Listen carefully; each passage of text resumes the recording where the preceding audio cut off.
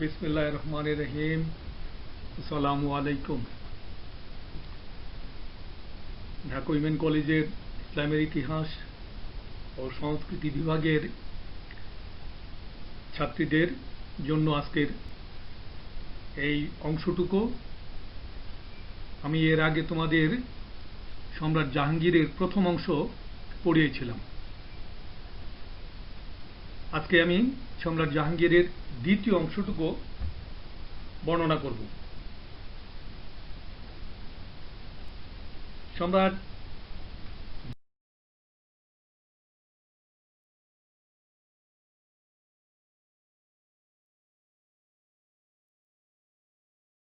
জাহাঙ্গীরের প্রথম অংশের যে বর্ণনা ছিল সেখানে রাজ্য বিজয় অংশটি ছিল না। আমরা আজকে সম্রাট জাহাঙ্গীরের রাজ্য বিজয় থেকে শুরু করে তার শাসনকালের শেষ পর্যন্ত অংশটুকু আলোচনা করব। সম্রাট জাহাঙ্গীর বাংলা অভিযান করেছিলেন 1576 হতে 1604 পর্যন্ত এই বাংলা অভিযান করেছিলেন। এই বাংলা মানে আধুনিক বাংলাদেশ, পশ্চিমবঙ্গ, বিহার, উড়িষ্যা সহ যে বাংলাটা ছিল এই পুরো বাংলায় তিনি অভিযান পরিচালনা করেছিলেন। 1576 থেকে 1600 সাল পর্যন্ত কুতুবউদ্দিন, জাহাঙ্গীর কুলি ও ইসলাম খাঁকে এই বাংলায় শাসক নিয়োগ করেছিলেন। বাংলা অভিযান অতি সহজে শেষ হয়নি। ওই সময়ে বাংলায় যারা ছিলেন, শাসক ছিলেন, আমরা তাদের কিছু ইতিহাস জানি, যাদেরকে বাংলার 12 ভূঁইয়া নামে অভিহিত করা হয়েছিল। এই 12 ভূঁইয়াদের বিরুদ্ধে অভিযান করে বাংলা মোগল সাম্রাজ্যের অধীনে নেওয়া খুবই কষ্টকর ছিল। তারপরও 1604 পর্যন্ত পরপর 3 জন শাসকের সেনাপতির নেতৃত্বে বাংলার 12 ভূঁইয়ারা করদানে বাধ্য হয়েছিলেন। সেটা বিনা লড়াইয়ে নয়, লড়াই করেই মোগল সেনাপতিরা বাংলার মোগল শাসন প্রতিষ্ঠায় সক্ষম হয়েছিল। তো আমরা যদি ওইভাবে বলি যে 1576 হতে 1604 পর্যন্ত 3 জন সেনাপতির মাধ্যমে জাহাঙ্গীরের সময়কালে বাংলায় অভিযান পরিচালিত হয়েছিল এবং এই সময় বাংলার শাসনকর্তা ছিলেন 12 ভূঁইয়ারা। চিত্রে যার ছবিটি দেখছো তিনি হলেন সেই 12 ভূঁইয়াদের অন্যতম একজন, যাকে আমরা বিভিন্ন সময়ে দেখেছি। আজকে আমি নতুন একটি ছবি দেওয়ার চেষ্টা করেছি তোমাদের, সেটা হলো ঈসা খাঁ। এই সেই ঈসা খাঁ যার নেতৃত্বে বাংলার 12 ভূঁইয়ারা একত্রিত হয়ে মোগলদের বিরোধিতা করেছিল, কিন্তু শেষ পর্যন্ত করদানে বাধ্য হয়েছিল। এরপরে যদি আমরা দেখি, সম্রাট জাহাঙ্গীর মেবারে অভিযান করেছিলেন। এই মেবার অভিযানটি ছিল অত্যন্ত দুঃসাহসিক। 1597 থেকে 1614 পর্যন্ত পরপর 3টি অভিযান করে প্রথম 2টিতে ব্যর্থ হয়েছিলেন। তৃতীয় অভিযানে এই মেবারের রাজা বা শাসক যিনি ছিলেন রানা প্রতাপ সিংহ, তার পুত্র অমর সিংহকে পরাজিত করে একটি সন্ধির মাধ্যমে যুবরাজ খুররম মেওয়ার অধিকার করেছিলেন। পাশে যে চিত্রটি আমরা দিয়েছি সেটি হল সেই বিখ্যাত মেবারের রানা প্রতাপের পুত্র অমর সিংহ। ছবিটি মনে হলেই রানা প্রতাপের নাম আসবে, তার পুত্রের নাম আসবে, আর মনেও থাকবে বেশি। এই রানা প্রতাপ সিংহের পুত্র অমর সিংহ বিনা যুদ্ধে পরাজয় বরণ করেন নাই। তিনি যুবরাজ খুররমের সাথে একটি সন্ধি চুক্তিতে আবদ্ধ হয়ে মোগলদের বশ্যতা স্বীকার করেছিলেন, রাজ্যহারা হননি। এরপরে আসি আমরা টাংরা বা নগরকোট, যেটা ভারতের উত্তর পশ্চিমের ঝিলাম নদীর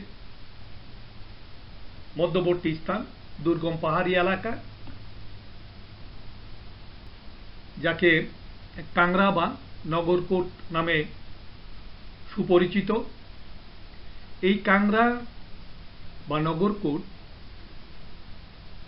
উত্তর ভারতের রাবি নদীর তীরে এবং পাহাড়ি অঞ্চলের মধ্যবর্তী অঞ্চল হওয়াতে এখানে অভিযান করে সফলতা আসেনি। সর্বশেষ 1620 সালে শাহজাদা খুররম এই অঞ্চলটি কাংরা বা নগরকোট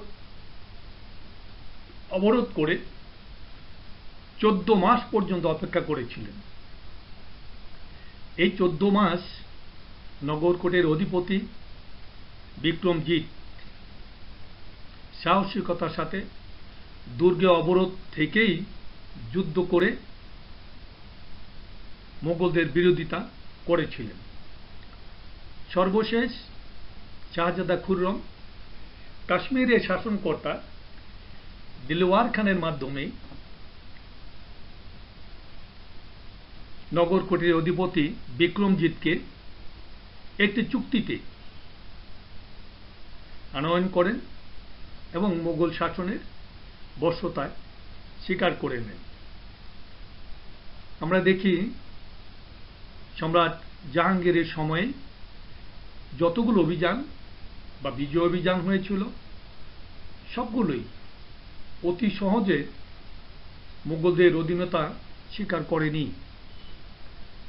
কার্যত প্রত্যেক অঞ্চলের শাসকরাই এর বিরোধিতা করেছিলেন, কিন্তু মুঘলদের দুঃসাহসিকতা, তাদের বিশ্বস্ততা, সৈন্যদের দক্ষতার কাছে পরাজিত হয়েছিলেন।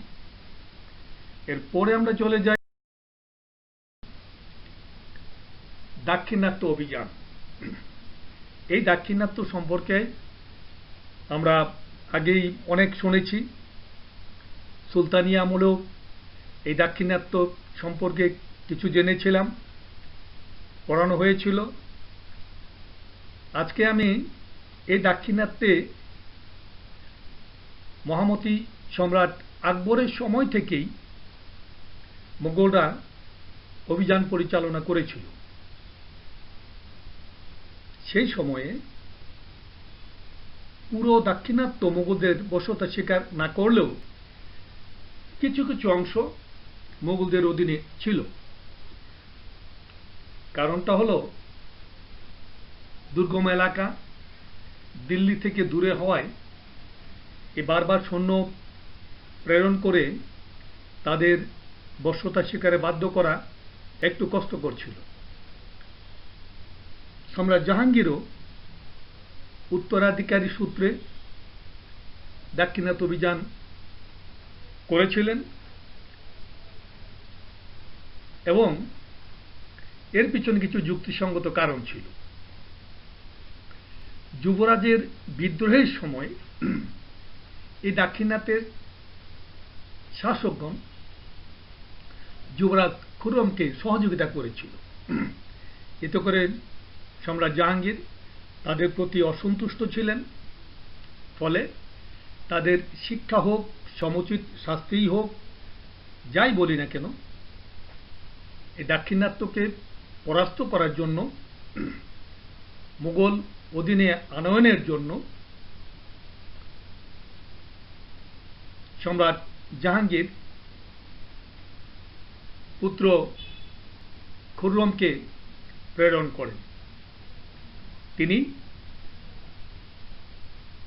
খানদেশ, ভেড়া, আহমদনগরের শাসনকর্তা যারা ছিলেন তারা খুররমের নিকট পরাজিত হন এবং প্রত্যেকেই বার্ষিক কর প্রদানের শর্তে সন্ধিসূত্রে আবদ্ধ হন। 1616 সালে অম্বর শাহ সর্বশেষ শাসক দাক্ষিণাত্যের, যিনি পরাজিত হলে আহমদনগর, গোলকুন্ডা, বিজাপুর মুঘলদের অধীনে চলে আসে। শর্ত হল প্রত্যেক শাসক কেউ 28 লক্ষ, কেউ 12 লক্ষ, কেউ বা 20 লক্ষ টাকা কর দানে বাধ্য হয়ে সন্ধিতে স্বাক্ষর করেছিলেন। ফলে দাক্ষিণাত্যে অভিযানে মুঘলদের ক্ষয়ক্ষতির চেয়ে লাভটাই বেশি হয়েছিল। এরপরে আমরা চলে যাই মহাব্বত খানের বিদ্রোহ। এই মহাব্বত খান, যিনি মুঘল শাসকদের একজন বিশ্বস্ত সেনাপতি, কর্মকর্তা, কর্মচারী এবং সভাসদও বটে। এই মহাব্বত খান হঠাৎ করেই সম্রাট জাহাঙ্গীরের বিরুদ্ধে বিদ্রোহ ঘোষণা করেন। কারণটা হল প্রাসাদ ষড়যন্ত্রের শিকার হয়ে মহাব্বত খান বিদ্রোহ করেছিলেন। মুঘলদের শাসন আমলে প্রাসাদের ষড়যন্ত্রের শিকার হয়ে এই মহাব্বত খানের মতো অনেক বিশ্বস্ত সেনাপতি, অনুচর বা সভাসদ মৃত্যুমুখে পতিত হয়েছিল। সম্রাট জাহাঙ্গীরের সময়ে প্রত্যেকটি অভিযানের পিছনে মহাব্বত খানের সহযোগিতা ছিল অপরিসীম। তারপরেও এই মহাব্বত খানের উন্নতিতে রাজপ্রাসাদে ভীতির সঞ্চার হয়েছিল। কথিত বলা হয় যে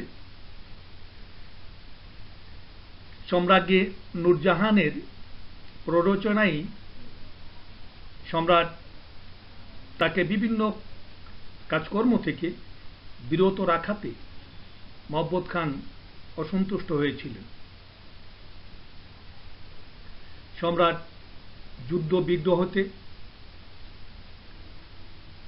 শান্তি পাওয়ার জন্য বা নিষ্কৃতির জন্য তিনি কাশ্মীরে গমন করেছিলেন অবসর সময় কাটানোর জন্য। সেই সুবাদে মহাব্বত খান 1626 সালে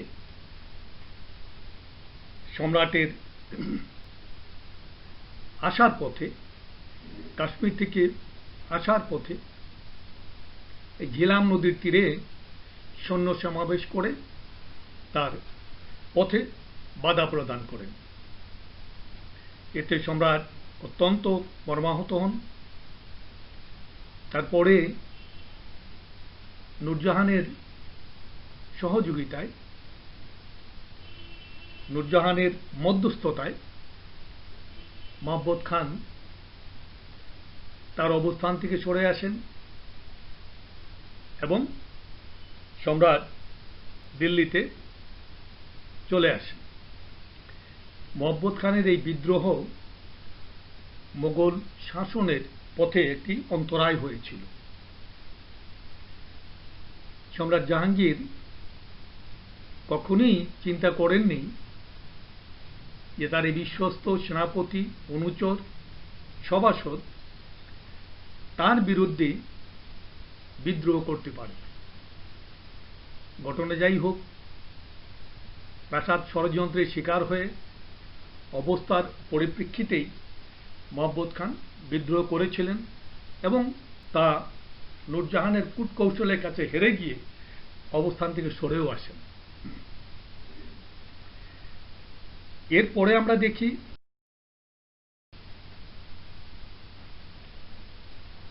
মোগল সাম্রাজ্যের শাসন আমলে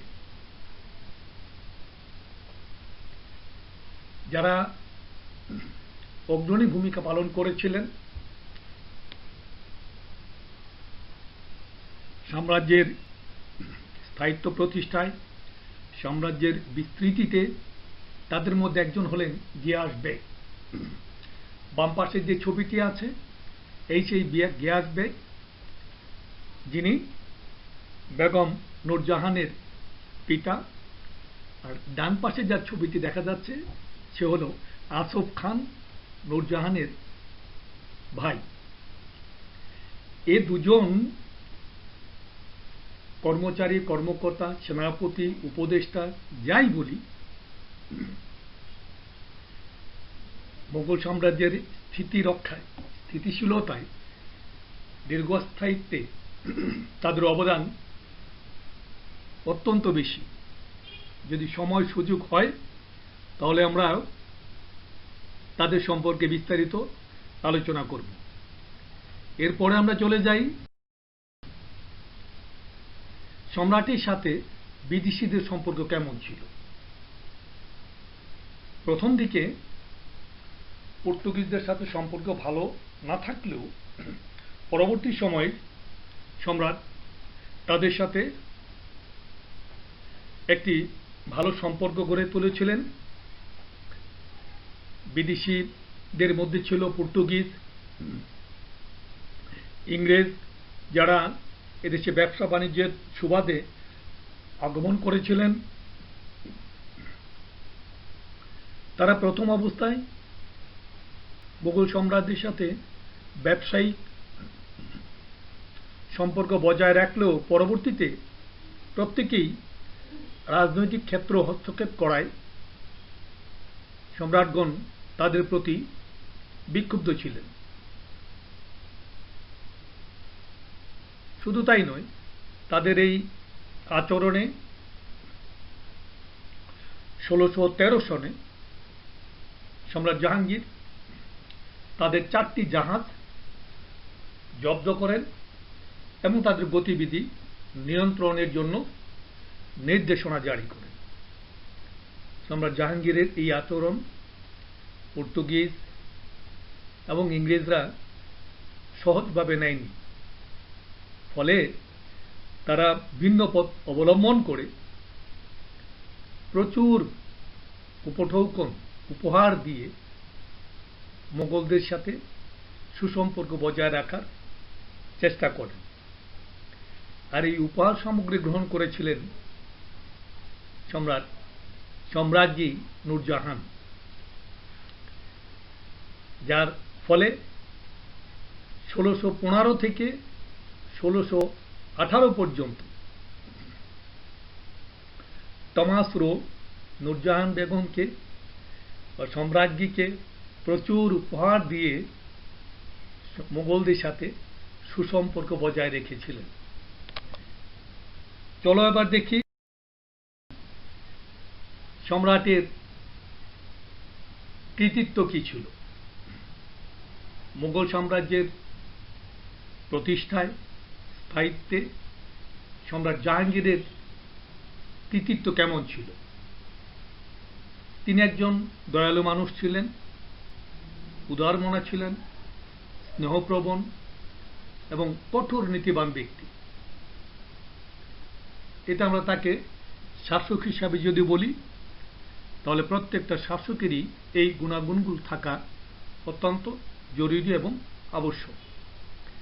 এরপরে আসি, তিনি একজন ন্যায় বিচারক ছিলেন, সবার জন্য সুবিচারের ব্যবস্থা করেছিলেন, প্রত্যেক ধর্মের প্রতি অত্যন্ত সহানুভূতিশীল ছিলেন, সকলকে নিজ ধর্ম পালনে সর্বপ্রকার সহযোগিতা করেছিল সম্রাট জাহাঙ্গীরের অন্যতম কাজ। সৌন্দর্য প্রীতির জন্য তার সুনাম ছিল অপরিসীম। শুধু তাই না, সে সময়ে পুঁথি ও সাহিত্য যারা জানতেন তাদেরকে তিনি স্নেহ বলি, সম্মান বলি এবং সাদরে গ্রহণ করেছিলেন। সম্রাট জাহাঙ্গীর ছিলেন যোগশ্রেষ্ঠ চিত্রকলার শ্রেষ্ঠ পৃষ্ঠপোষক। তার সময়ই ভারতবর্ষে চিত্রকলার উন্মেষ ঘটেছিল, উন্নয়ন ঘটেছিল এবং বিকাশ হয়েছিল। কৃষি, শিল্প, বাণিজ্য এবং স্থাপত্যে তার অবদান হল অতুলনীয়।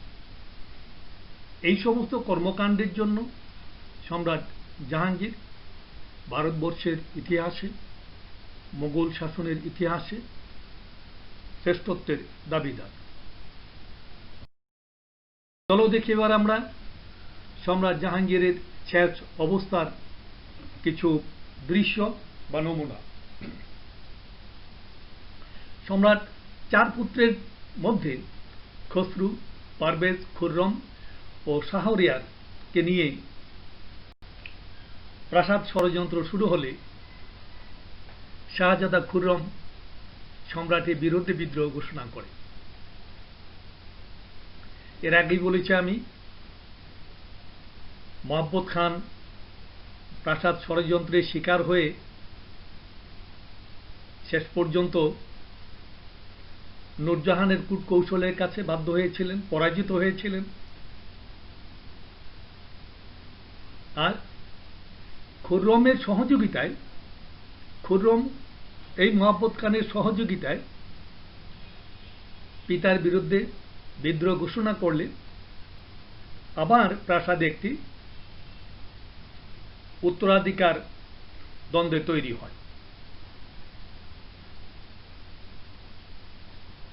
ফলে পিতা পুত্রের মধ্যে বৈরীভাব শুরু হলে সম্রাজ্ঞীর সহযোগিতায় বা মধ্যস্থতায় সম্রাট নিজ পুত্রকে ক্ষমা করেন এবং এই ক্ষমা করেই তিনি কাশ্মীরে গমন করেছিলেন। যা আমি বলেছি যে কাশ্মীর থেকে ফেরার পথে মহাব্বত খানের বিদ্রোহ সম্রাটকে মর্মাহত করেছিল এবং খুররমের বিদ্রোহ ঘোষণাও সম্রাটকে মর্মাহত করেছিল, যার ফলে 28 অক্টোবর সম্রাট জাহাঙ্গীর বৈরামকলায় মৃত্যুবরণ করেন এবং তাকে সেখান থেকে লাহোরে সাদারার উদ্যানে সমাহিত করা হয়। পিতা পুত্রের দ্বন্দ্বের কারণে সম্রাট জাহাঙ্গীর মর্মাহত হয়েছিলেন বটে, শুধু তাই নয়, এর মধ্যে প্রাসাদের ষড়যন্ত্র বিদ্যমান ছিল, যার ফলে 1627 28 অক্টোবর বৈরামকলায় তিনি মৃত্যুবরণ করলেন। তাকে ভারত থেকে, দিল্লি থেকে লাহোরে স্থানান্তরিত করা হয় এবং সেখানে শাহদারার একটি উদ্যান, সেখানে সমাহিত করা হয়।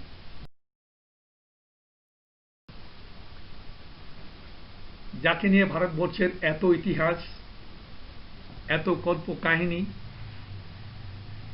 সুনাম দুর্নাম যাই বলি, প্রাসাদ ষড়যন্ত্রের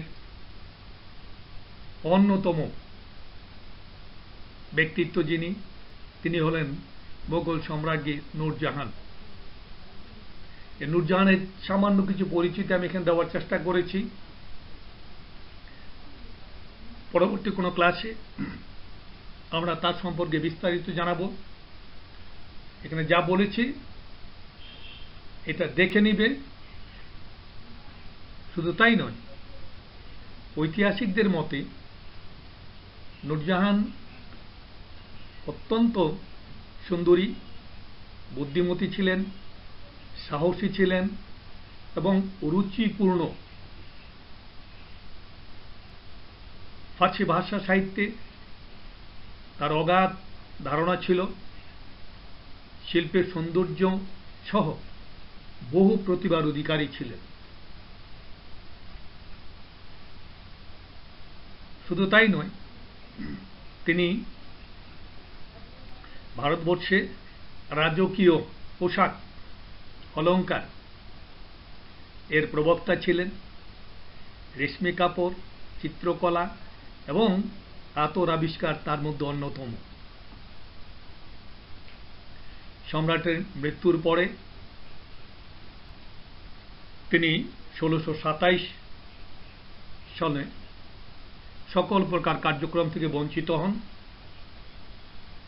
এবং তাকে সম্রাট জাহাঙ্গীর নিঃস্ব অবস্থায় কন্যা লাডলি বেগম সহ লাহোরে পাঠিয়ে দেন। সেখানেই তিনি 1645 খ্রিস্টাব্দের 17 ডিসেম্বর মৃত্যুবরণ করেন এবং তাকে সম্রাটের সমাধিসৌধের পাশে সমাহিত করা হয়। চলো দেখি আমরা এবার সেই সম্রাট জাহাঙ্গীর এবং সম্রাজ্ঞী নূরজাহানের সমাধিসৌধের চিত্র। আমি এই চিত্র দুটি তোমাদের জন্য দিয়েছি।